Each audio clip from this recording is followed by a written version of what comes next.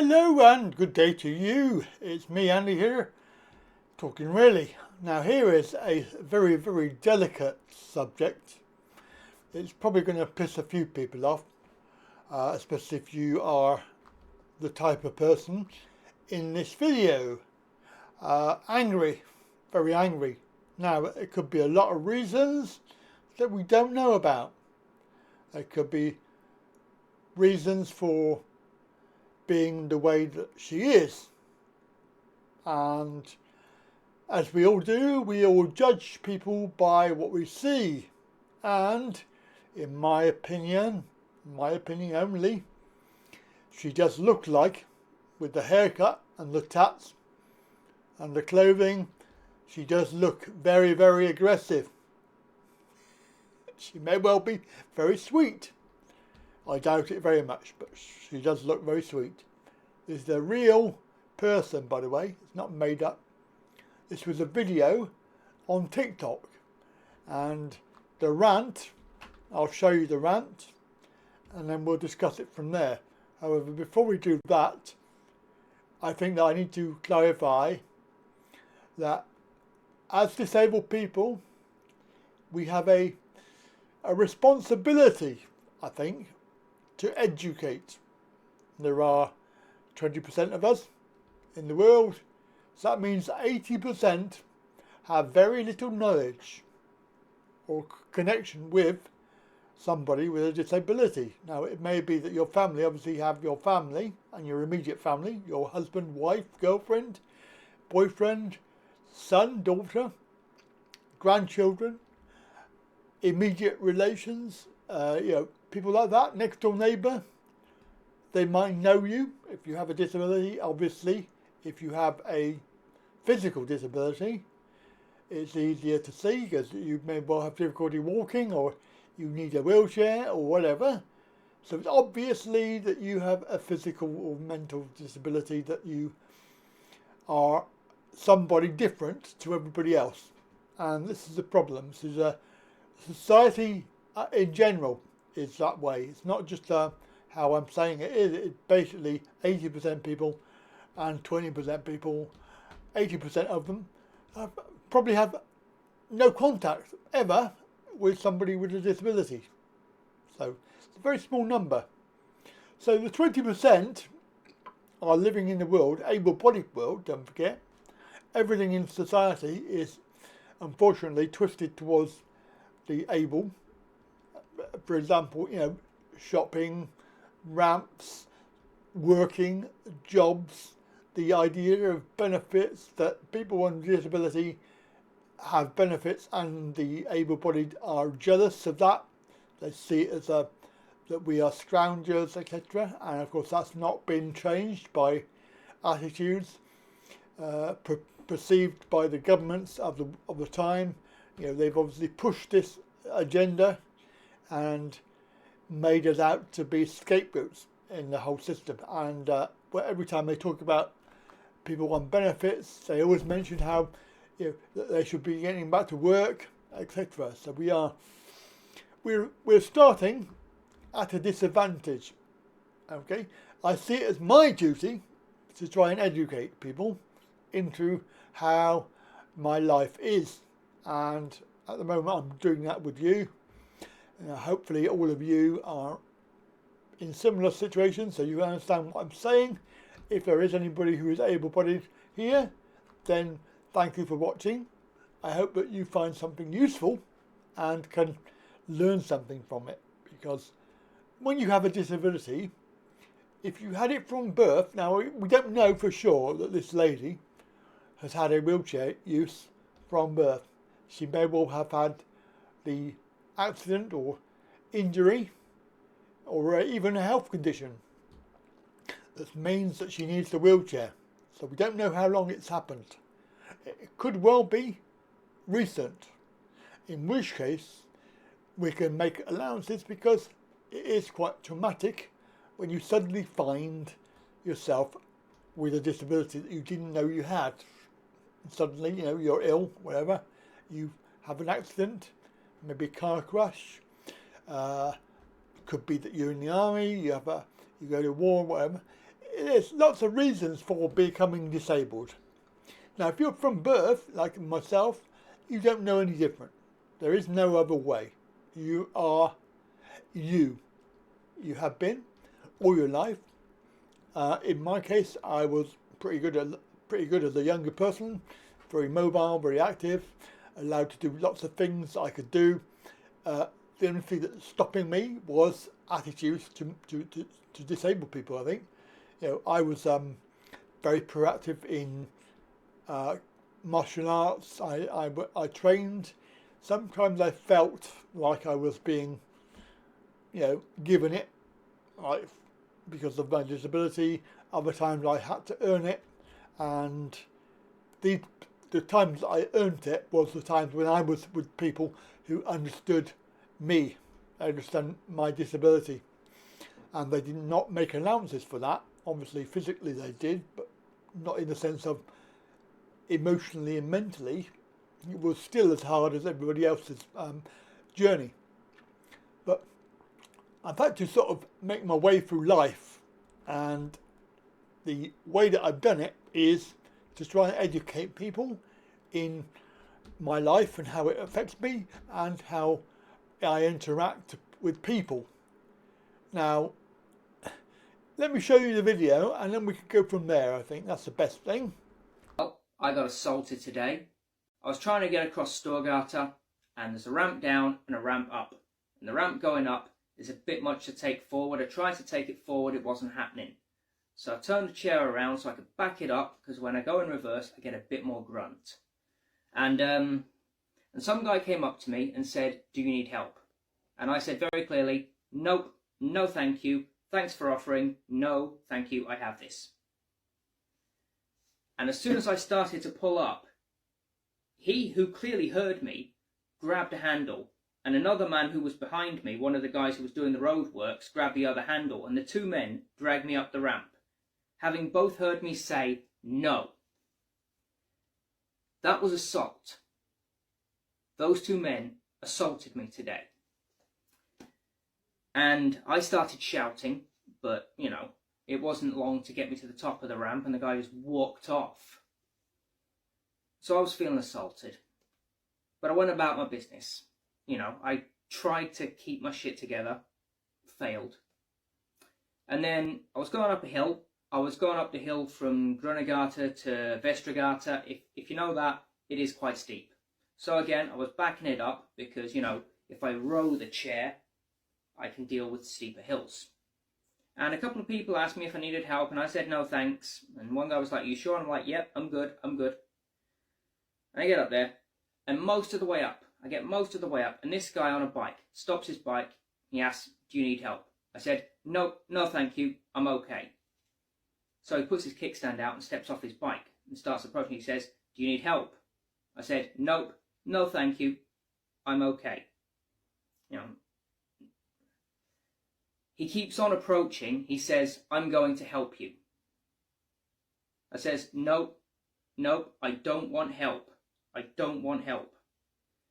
And he carries on approaching and says, "I'm going to help you." And at this point, I raised my fists and said, "Do not touch me." Shouted at full drill square volume, for everybody in the neighborhood to hear, "Do not touch me." At this point, for some reason, the guy, this was all in Norwegian, and for some reason the guy switched into English at that point and says, "I was just trying to help, he was aggrieved, he was angry at me. He was like, "I'm only trying to help." And I said, "Yes, and I've said I don't want help. I've said no, politely, 3 times. I shouted on the 4th, if you make me say no a 5th time, I will offer you violence." And at that point, he stormed off. After he left, after I had the side street to myself, I thumped a bin. Got a bruise on my knuckle. And that's gonna swell. It's a good bruise. I am this close. I am this fucking close to modifying my wheelchair gloves into cestises. Just plating the front of the knuckles in shoe leather. And the next person who touches me is getting a fucking liver strike. I am done with this shit. You can't treat people like this. It's assault. It's a fucking crime, and you should expect an elbow where you don't want a fucking elbow.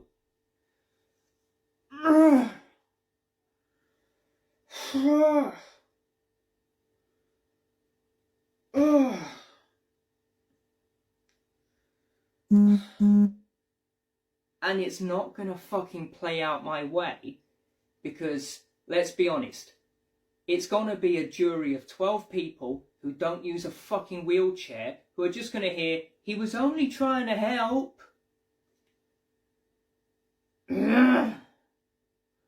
Oh, I need a fight. I need a beer and a fight. So my immediate reaction was, she has a chip on her shoulder. And I've heard this comment before from people, mostly able-bodied. They say, oh, you've got a chip on your shoulder, you should be grateful, blah, blah, blah. Well, I would love to know the definition of that and how it's supposed to be applicable. But in this case, I think it's true. The circumstances are that we don't know how her life is. We don't know, as I said before, we don't know if this is a recent thing for her with the wheelchair. But certainly going by the way that she talks, is she has a bad temper. So maybe some anger management, maybe, or some other sort of intervention that she could do. Maybe some Tai Chi or some martial arts or some Qigong or something that she could actively take part in a wheelchair. And this would help focus the anger. Because it's very frustrating being in the world with a disability where the world is not catering for you. Like, for example, if you are in a wheelchair, and I know this from Scooter, yeah, it's very, very frustrating that you go down the road and, as I've discovered, you can't get in places because there's a step. And when there is a ramp, the ramp is so steep that you can't get up it. And that's mainly abroad, but that's not the point. The point is that it's worldwide. Disability is a second thought for some people because they have not got the experience of it. They don't know anybody who has it. And when you suddenly say, oh, but if you did this, it would help. And they go, oh, that's a wonderful idea, let's do that, for example. There's many times when I've had to use the power of words to explain that, I thank them for their kindness and their assistance, but there is an alternative way, and this is it. So I think that in this case, the unjust part of it, the unjustified part of it, is becoming angry with somebody, and even though you said it 3 times, no, no, no, we have to bear in mind that there was a little snippet that she said that this was Norway. At this point, for some reason, the guy, this was all in Norwegian, and for some reason the guy switched into English at that point and says, I was just trying to help, I'm just trying, like, he was aggrieved. A place where they speak Norwegian. I don't know if she speaks Norwegian, I don't know, but if it's a second language and you're speaking English, maybe they didn't understand you. Certainly I've had that in Thailand where somebody's tried to help me with my scooter and they want to push me up a ramp or whatever, and you've said it in English, but they don't know what you're saying. And, you have to take into account that we assume that people can understand us. And certainly, if you have a speech impediment as well, for example, some disabled people, I find it very difficult to understand what they're saying. And it's no fault of theirs, it's the way it is. And once you've tuned in, it's easy to understand people. You can tune into their way of speaking, especially if you've got cerebral palsy, for example. It has. I'm thinking of a comedian that's on telly, you know, quite a lot, Rosie, whatever her name, to follow. But when she's telling a joke and you're sort of trying to listen and understand what she's saying, it does take twice as long. Now, I'm not saying that's wrong or right. I'm just saying that's the way it is. That people you have to be tolerant. You have to be understanding. You have to tune into what people are saying. Going back to this lady, raising your fists. I mean, what was the point of that? Yes, she was angry. Yes, she was annoyed that people didn't listen, that people manhandled you. And I know from experience of people in wheelchairs that they really, really hate when people put hands on. And I know some people in wheelchairs that have basically removed the handlebars from their chair. So there is nothing for people to grab hold of. It is basically just a chair and there's nothing on the back, no handles. I can understand what they're saying. It's very, very frustrating, but you know, people do not realise they are trying to do their best. And I think we need to be educational. We need to be more tolerant of it. We need to be trying to show them that there is an alternative way. Now, I can understand where she's coming from, but I don't agree with the way that she did it. And there was absolutely no need to raise your fists like that. And there certainly was no need to talk about having knuckle dusters. Basically, that's what she was saying. She wants to modify the gloves to have basically knuckle dusters, and her first reaction would be to punch somebody. I mean, that's not right in any world, able-bodied or disabled. That's not right, because that means that you've lost the capacity to understand and speak and negotiate. I don't know from the situation, because there's a lot of things that we don't know about. You know, we don't know about her condition. We don't know about was she speaking Norwegian and everybody could understand. I doubt it very much, because the guy at the end, she said, spoke English. So clearly, I think that she was speaking English. He was Norwegian. Maybe he did not understand. Now, I'd be very interested to hear your comments on this, because I saw it and I immediately thought, oh my God, that's overreaction. Yeah, and you may well think the same thing. So do let me know. Have a little think about it and comment down below. That's it from me. Have a very good day, and I'll catch you next time.